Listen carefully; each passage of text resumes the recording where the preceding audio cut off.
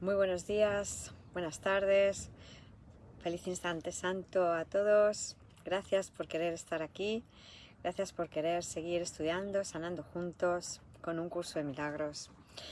Y hoy para leer juntos el capítulo 7, los regalos del reino. Y comenzamos con nuestra habitual invocación de la página 30, que dice así: estoy aquí únicamente para ser útil. Estoy aquí en representación de aquel que me envió. No tengo que preocuparme por lo que debo decir ni por lo que debo hacer, pues aquel que me envió me guiará. Me siento satisfecha de estar donde quiera que Él desee, porque sé que Él estará allí conmigo. Sanaré a medida que le permita enseñarme a sanar.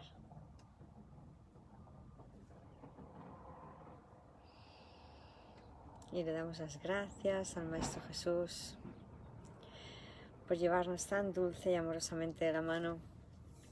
Gracias, Padre, por nuestra perfecta creación, y gracias, hermanos amorosos, por elegir la felicidad, por elegir nuestra verdadera identidad. Santa Melba Neto, Santa Tere Reina, Santa Melba, buen día, bendiciones a toda la afiliación. Santa Tere, me ayudas muchísimo, pues tú a mí también, porque somos uno, y lo que haces por otro lo haces por ti mismo. O sea que gracias, criatura divina, ser celestial, hermoso, perfecto. Capítulo 7, los regalos del reino. 1. El último paso. 1. El poder creativo de Dios y el de sus creaciones es ilimitado, pero no existe entre ellos una relación recíproca. Te comunicas plenamente con Dios, tal como Él se comunica contigo. Es este un proceso continuo que compartes con Él, y por el hecho de que lo compartes, te sientes inspirado a crear como Él crea. En la creación, no obstante, no existe una relación recíproca entre tú y Dios, ya que Él te creó a ti, pero tú no lo creaste a Él. Ya te dije que tu poder creativo difiere del suyo solamente en ese punto. Incluso en este mundo existe un paralelo. Los padres traen al mundo a sus hijos, pero los hijos no traen al mundo a sus padres. Traen al mundo, no obstante, a sus propios hijos, y de este modo procrean, tal como sus padres lo hicieran. 2. Si tú hubieses creado a Dios y Él te hubiese creado a ti, el reino no podría expandirse mediante su propio pensamiento creativo. La creación estaría, por lo tanto, limitada, y no podrías ser co-creador con Dios. De la misma manera en que el pensamiento creador de Dios procede de Él hacia ti, así tu pensamiento creador no puede sino proceder de ti hacia tus creaciones. Solo de esta manera puede extenderse todo poder creativo. Las obras de Dios no son tus obras, pero tus obras son como las suyas. Él creó a la filiación y tú la expandes. Tienes el poder de acrecentar el reino, aunque no de acrecentar a tu creador. Reivindicas ese poder cuando te mantienes alerta solo en favor de Dios y de su reino. Al aceptar que tienes ese poder, aprendes a recordar lo que eres. 3. A tus creaciones les corresponde estar en ti, del mismo modo en que a ti te corresponde estar en Dios. Tú eres parte de Dios, tal como tus hijos son parte de sus hijos. Crear es amar. El amor se extiende hacia afuera simplemente porque no puede ser contenido. Nunca deja de fluir porque es ilimitado. El amor crea para siempre, aunque no en el tiempo.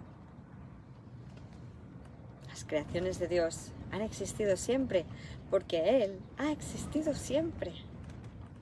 Tus creaciones han existido siempre porque tú solo puedes crear como Dios crea. La eternidad es tuya porque Él te creó eterno.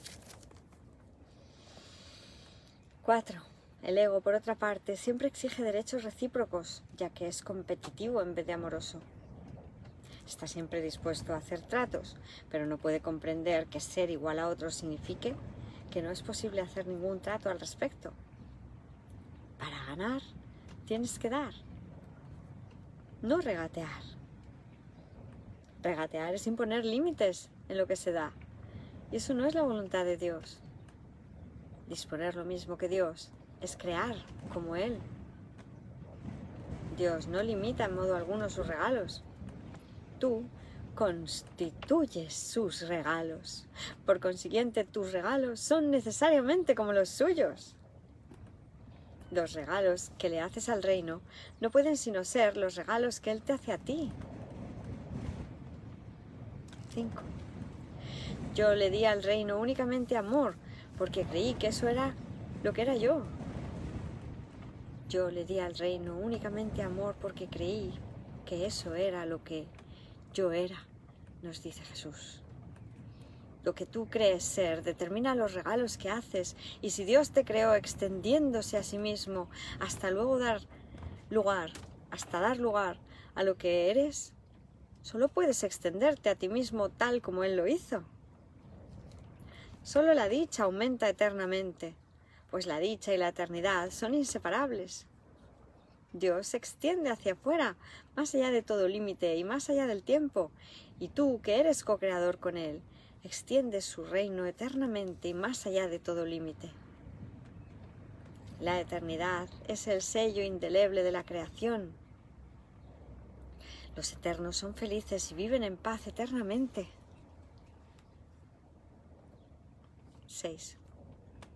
Pensar como Dios es compartir su certeza acerca de lo que eres, y crear como Él es compartir el amor perfecto que Él comparte contigo. Hacia esto te conduce el Espíritu Santo para que tu dicha sea total, porque el reino de Dios es íntegro. He dicho que el último paso en el redespertar al conocimiento lo da Dios. Esto es verdad, pero es difícil de explicar con palabras porque las palabras son símbolos y lo que es verdad no necesita explicación. El Espíritu Santo, no obstante, tiene la tarea de traducir lo inútil a lo útil, lo que no tiene significado a lo significativo y lo temporal a lo eterno. El Espíritu Santo puede, por consiguiente, decirte algo acerca de este último paso. 7. Dios no da pasos porque sus obras no se realizan de forma gradual. No enseña porque sus creaciones son inalterables. No hace nada al final porque Él creó primero y para siempre. Debe entenderse que la palabra primero, cuando se aplica a Dios, no es un concepto temporal.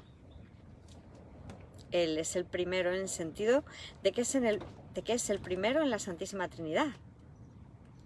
Es el creador principal porque creó a sus co-creadores.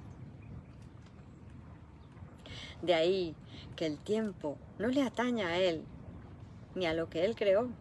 Por lo tanto, el último paso que Dios dará fue cierto al principio, es cierto ahora, y será cierto eternamente. Lo que es eterno está siempre presente, pues su ser es eternamente inmutable. No cambia al aumentar porque fue creado para expandirse eternamente. Si no percibes su expansión, significa que no sabes lo que es, ni tampoco quién lo creó. Dios no te revela esto porque nunca estuvo oculto.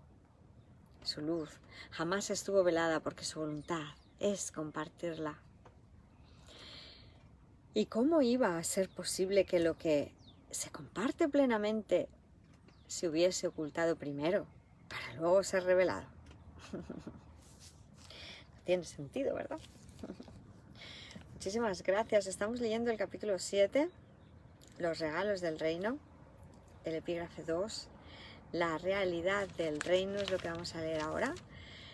Y acabamos de leer el último paso. Primer epígrafe, el último paso. Y vamos a leer ahora el 2. La ley del reino. 1. Curar es el único tipo de pensamiento en este mundo que se asemeja al pensamiento de Dios, y por razón de los elementos que ambos tienen en común, el pensamiento de Dios puede transferirse fácilmente a él. Cuando un hermano se percibe a sí mismo enfermo, se está percibiendo como un ser incompleto y por ende necesitado. Si tú también lo percibes así, lo estás viendo como si realmente no formase parte del reino y se encontrase separado de él, con lo cual el reino queda velado para ambos. La enfermedad y la separación no son de Dios, pero el reino sí. Si enturbias el reino, estarás percibiendo lo que Dios no es. Estarás percibiendo lo que no es de Dios. 2. Curar es, por consiguiente, corregir la percepción de tu hermano y la tuya, compartiendo con él el Espíritu Santo. Curar es, por consiguiente, corregir la percepción de tu hermano y la tuya, compartiendo con él el Espíritu Santo. Esto os sitúa a ambos dentro del reino y reinstaura la plenitud del mismo en vuestras mentes. Es también un reflejo de la creación porque unifica al aumentar e integra al extender. Lo que proyectas o extiendes es real para ti. Esta es una ley inmutable de la mente, tanto en este mundo como en el reino. El contenido, sin embargo, es diferente en este mundo porque los pensamientos que dicha ley gobierna aquí son muy diferentes de los pensamientos con mayúscula del reino. Las leyes deben adaptarse a las circunstancias si es que han de mantener el orden. La característica más sobresaliente de las leyes de la mente, tal como operan en este mundo, es que, al obedecerlas, y yo te aseguro que tienes que obedecerlas, puedes obtener resultados diametralmente opuestos. Esto se debe a que dichas leyes han sido adaptadas a las circunstancias de este mundo, en el que parece posible obtener resultados diametralmente opuestos, porque puedes responder a dos voces que se oponen entre sí. 3. La ley que prevalece dentro del reino se adapta fuera de él a la premisa: crees en lo que proyectas. Esa es la manera en que enseñas, porque fuera del reino es esencial aprender. Dicha manera de enseñar implica que aprenderás lo que eres. Aprenderás lo que eres de lo que has proyectado sobre los demás y de lo que por lo tanto crees que ellos son. En el reino, en el reino ni se enseña ni se aprende, porque en el reino no hay creencias, tan solo hay certeza. Dios y sus hijos, en la certeza de ser, saben que eres lo que extiendes. Esa expresión de la ley no se puede adaptar a nada porque es la ley de la creación. Dios mismo creó la ley al crear mediante ella, y sus hijos, que crean de la misma manera que Él, la acatan de buen grado, sabiendo que la expansión del reino depende de ella, tal como ella dependió de su propia creación. 4. Para que las leyes puedan ser útiles, tienen que comunicarse. En efecto, tienen que ser traducidas para aquellos que hablan distintos idiomas. Un buen traductor, no obstante, si bien tiene que alterar la forma de lo que traduce, jamás altera el significado. De hecho, su único propósito es cambiar la forma de modo que la traducción conserve el significado original. El Espíritu Santo es el traductor de las leyes de Dios para aquellos que no las entienden. Tú no podrías hacer eso por tu cuenta, porque una mente en conflicto no puede serle fiel a un solo significado y por lo tanto altera el significado para conservar la forma. 5. El propósito del Espíritu Santo al traducir es exactamente lo opuesto. traduce únicamente para conservar en todos los idiomas y desde cualquier punto de vista el significado original. Por consiguiente, se opone a la idea de que las diferencias en lo relativo a la forma sean significativas, subrayando siempre que esas diferencias no importan. El significado de su mensaje es siempre el mismo. Lo único que importa es el significado. La ley de Dios que rige a la creación no entraña el uso de la verdad para convencer a sus hijos de la verdad. La extensión de la verdad, que es la ley del reino, radica únicamente en el conocimiento de lo que es la verdad. Esta es tu herencia y no tiene que aprenderse en absoluto, pero cuando te desheredaste a ti mismo, te convertiste por necesidad en un alumno. 6. Nadie pone en duda la relación que existe entre el aprendizaje y la memoria. Es imposible aprender sin memoria, ya que lo que se aprende tiene que ser consistente para que se pueda recordar. Por eso es por lo que la enseñanza del Espíritu Santo es una lección que enseña a recordar. Dije anteriormente que el Espíritu Santo enseña a recordar y a olvidar, pero olvidar sirve únicamente para que recuerdes de manera más consistente. Olvidarás para poder recordar mejor. No entenderás sus traducciones mientras sigas escuchando dos maneras de interpretarlas. Tienes, por lo tanto, que olvidar o renunciar a una para poder entender la otra.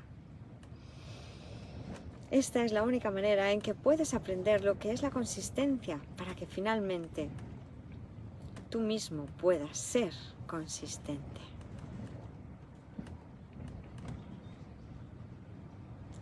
7. ¿Qué significado puede tener la consistencia del reino para los que están confundidos? Es evidente que la confusión del alumno interfiere en su entendimiento de tal significado y por lo tanto le impide apreciarlo. En el reino no hay confusión, pues solo hay un significado. Este significado procede de Dios y es Dios. Puesto que es también lo que tú eres, es algo que compartes y extiendes tal como tu Creador lo hiciera. Esto no tiene que ser traducido porque se entiende perfectamente, pero sí necesita extensión porque significa extensión. La comunicación es perfectamente directa y está perfectamente unificada. Es completamente libre porque nada discordante puede jamás infiltrarse en ella. Por eso es por lo que es el reino de Dios. Le pertenece a Él y es por lo tanto como Él. Esa es su realidad y no hay nada que pueda afectarla. Pues estamos leyendo juntos el capítulo 7, los regalos del reino. Vamos a leer ahora el epígrafe 3, la realidad del reino. Y hemos leído ya el primer epígrafe, el último paso, el último paso, el último paso. Y el segundo, la ley del reino, la ley del reino, la ley del reino. Y vamos a leer ahora el tercer epígrafe, la realidad del reino. 1. El Espíritu Santo enseña solo una lección y la aplica a todo el mundo y en toda circunstancia, que somos solo amor, ¿verdad? Una sola lección, todos inocentes, todos amorosos, todos dignos de ser amados por Dios. Dado que Él está libre de conflictos, aprovecha al máximo todos los esfuerzos y todos los resultados. Al enseñarte el poder del reino de Dios, el Espíritu Santo te enseña que todo poder te pertenece. Su aplicación no importa, es siempre máxima. La vigilancia no establece que el poder sea tuyo, pero te permite usarlo siempre y en cualquier forma que sea. Cuando dije, estoy siempre con vosotros, Lo dije en un sentido muy literal. Jamás me aparto de nadie en ninguna situación. Y puesto que estoy siempre contigo, tú eres el camino, la verdad y la vida. Tú no creaste ese poder, como tampoco lo creé yo. Fue creado para ser compartido y por lo tanto no tiene ningún sentido percibirlo como si fuese patrimonio de uno solo, a expensas de los demás. Tal percepción lo desproveería de significado al eliminar o pasar por alto lo único y verdadero, su único y verdadero significado. Tal percepción lo desproveería de significado al eliminar o pasar por alto su único y verdadero significado. 2. El significado de Dios espera en el reino porque allí es donde Él lo ubicó. No espera en el tiempo. Simplemente descansa en el reino porque allí es donde le corresponde estar, al igual que a ti. ¿Cómo ibas a percibirte a ti mismo como si no formases parte del significado de Dios cuando tú mismo eres ese significado? Solo si te consideras irreal, puedes percibirte a ti mismo como separado de tu significado. Por eso es por lo que el ego es demente. Te enseña. Por esto es por lo que el ego es demente. Te enseña que no eres lo que eres. Esto es tan contradictorio que es claramente imposible. Es, por lo tanto, una lección que no puedes aprender realmente y que, por consiguiente, no puedes realmente enseñar. Mas siempre estás enseñando. Tienes entonces que estar enseñando otra cosa, a pesar de que el ego no sabe lo que es. El ego, pues, está siendo deshecho continuamente y sospecha de tus motivos. Tu mente no puede estar unificada cuando le es fiel al ego, porque la mente no le pertenece a él. Sin embargo, lo que para el ego es traición, para la paz es lealtad. El enemigo del ego es, por lo tanto, tu amigo.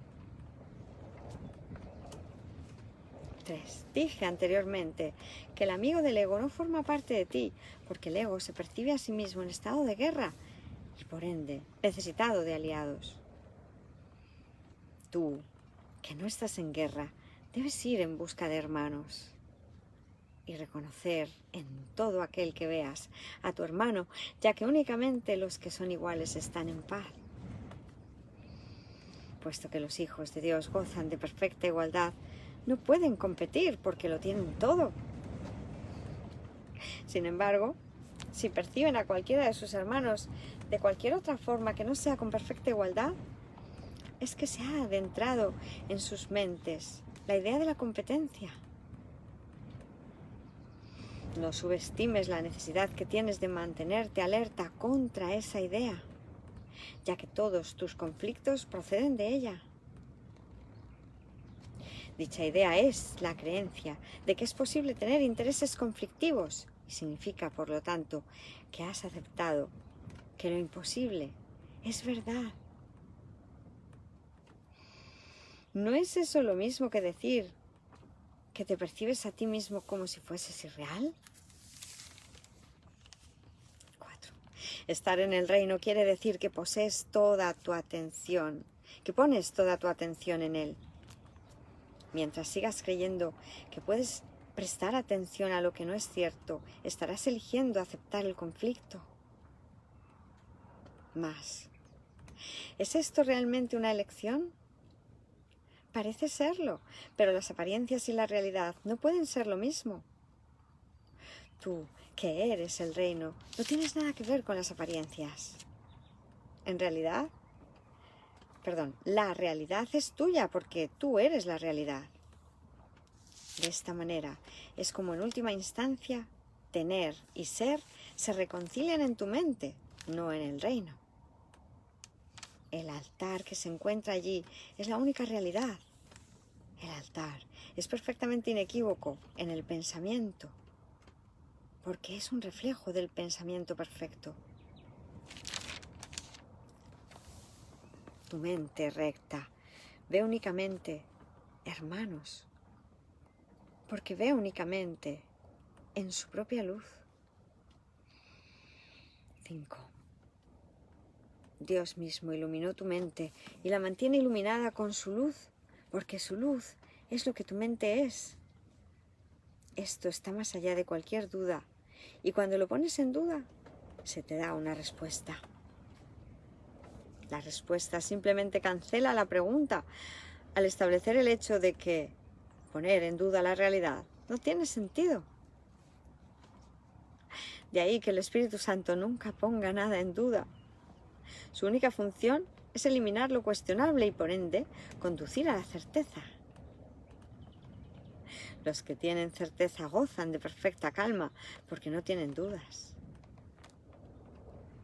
No cuestionan nada porque en sus mentes no entra nada que sea cuestionable. Esto los mantiene en un estado de perfecta serenidad, ya que al saber lo que son, eso es lo que comparten.